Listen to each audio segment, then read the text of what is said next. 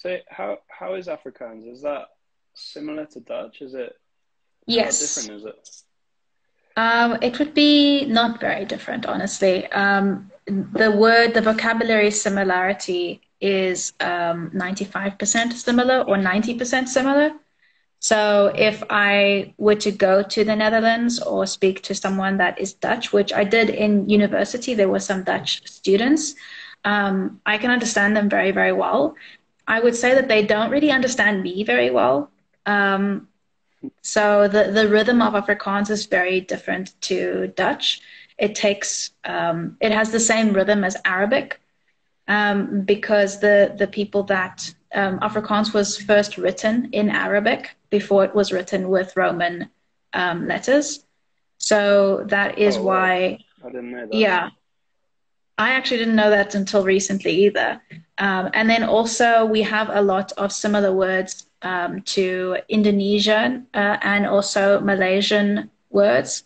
So Oh wow. like the word banana in Afrikaans is pisang, which is also the similar in Indonesian as well.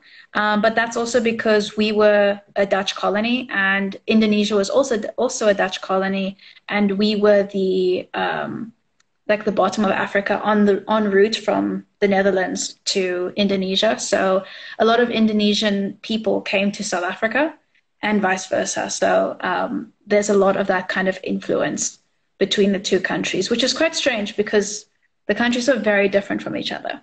Do you know why it was first written in Arabic? I'm quite surprised by that.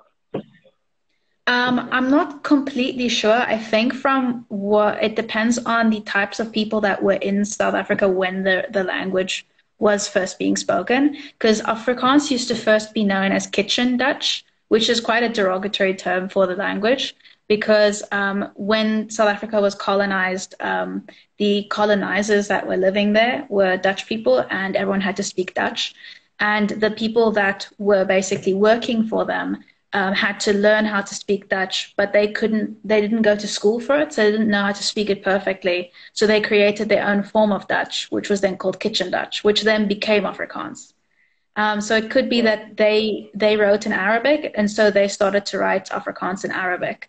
But Afrikaans, I think a lot of people hear it and they think it means like African, but it's literally just a shortened name of Afrikaans and Nederlands, which just means African Dutch. So that's all it well, stands for. then the language became English later on, the main language, but still many Yes. people speak Afrikaans, right? The reason why we started to speak English is because we got colonized by the British 200 years later. So we were colonized by both the Yeah. Dutch and the British. The Dutch in the 1600s and the British in the 1800s. And then, yes, there were suddenly like a lot of different cultures all in the same country. And there were Afrikaans people, Afrikaans, African Dutch people that had been there for 200 years, the Boers, as they were called. So they were that's where you have like the Boer War and everything that happened between the British and the South African farmers, Dutch farmers, because they'd been there for like 200 years. So their culture was very much established. So yes, there's a lot of those people that have those ancestors that were from their ancestors are settlers from the Dutch period. So my mother's ancestors are from that period. They came in the 1600s to Africa.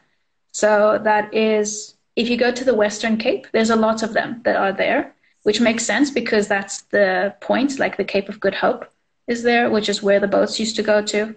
So in the Western Cape, you have a lot of Afrikaans people, but if you go more north into the country, you have a lot more English speaking people.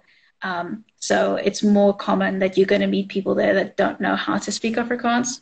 That's interesting. And then there's a lot of other languages in South Africa as well, right? Yes, so many, so many. So there's 11 official languages in South Africa. Everyone has to speak two, and English must be one of them.